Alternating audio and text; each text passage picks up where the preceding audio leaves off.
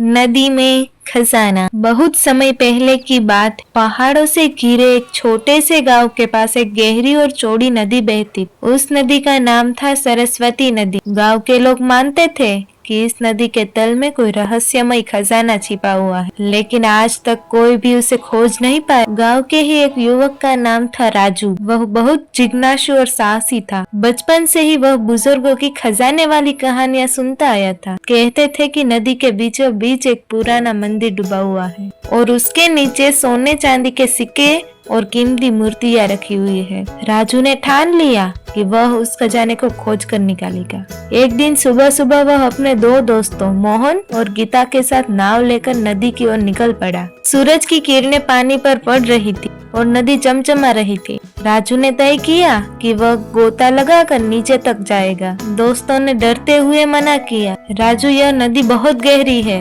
लेकिन राजू ने कहा, अगर डर गए तो कुछ बड़ा नहीं कर पाएंगे। राजू ने गोता लगाया और नीचे की ओर तैरता चला गया। कुछ देर बाद उसे एक पत्थर जैसी बड़ी आकृति, वह सचमुच एक मंदिर था। दीवारों पर शैवाल जम चुके थे और मूर्तियां आधी रेत में दबी थी। तभी उसने देखा कि एक पत्थर के नीचे से हल्की सी चमक निकल रही है। राजू ने वह पत्थर हटाया तो भीतर सोने के सिक्के चमक रहे थे।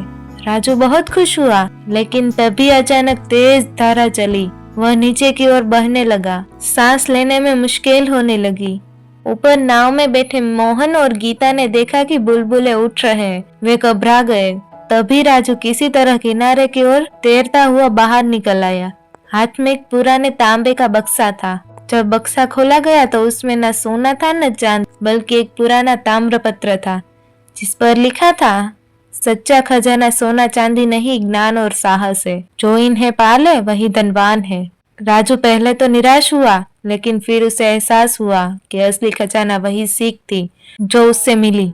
उसने गांव के बच्चों को पढ़ाना शुरू किया और सबको यह सिखाया कि मेहनत, जिज्ञासा और साहस ही इंसान का असली धन है। धीरे धीरे राजू का गांव खुशखुशाल हो गया। लोग मेहनत करने लगे, बच्चों ने पढ़ाई शुरू की और नदी अब खजाने वाली नदी नहीं, बल्कि ज्ञान की नदी के नाम से मशहूर हो गई। इससे हमें सीख मिलती है, सच्चा खजाना धन नहीं बल्कि ज्ञान, साहस और नेक इरादे हैं।